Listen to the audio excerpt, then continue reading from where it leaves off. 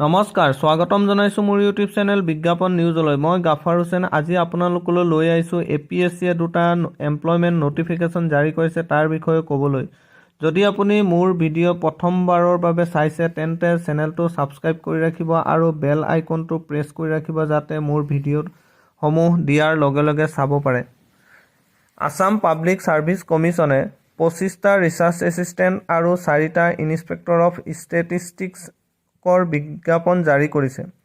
research এসিস্টেন্টত unreserved 16টা OBC MOBC 5টা SC এটা আৰু STP 2টা আৰু STH এটা পোষ্ট আছে আৰু ইনস্পেক্টৰ অফ ষ্টেটিষ্টিক্সত এটা আনৰিজাৰ্ভ আৰু 3টা OBC MOBC ৰ পোষ্ট আছে ৰিসাৰ্চ এসিস্টেন্টৰ ডিপাৰ্টমেন্ট হৈছে planning services under transformation and development ডিপাৰ্টমেণ্টত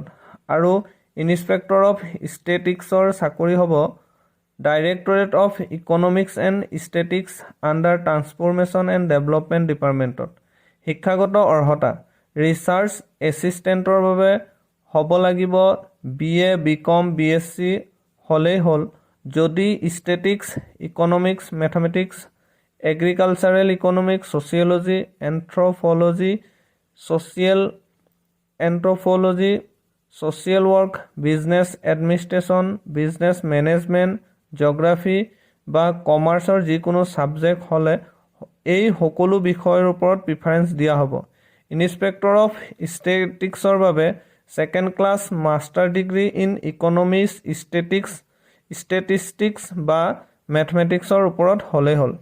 বয়স 21ৰ পৰা 38 বছৰ হ'ব লাগিব 1/1/2023 মতে ST SC ৰ বাবে 5 বছৰ ৰেহাই OBC MOBC ৰ বাবে 3 বছৰ ৰেহাই PWBD ৰ বাবে 10 বছৰ ৰেহাই থাকিব কেণ্ডিডেট সকলৰ PRC লাগিব এমপ্লয়মেন্ট এক্সচেঞ্জত নাম থাকিব লাগিব ভোটাৰ ID আৰু লোকেল ল্যাঙ্গুৱেজত প্ৰফিচিয়েন্সি থাকিব লাগিব মাসুল জেনাৰেল EWS ৰ কাৰণে 297 টকা 20 পইচা জমা দিব লাগিব SC ST OBC MOBC ৰ বাবে 197 টকা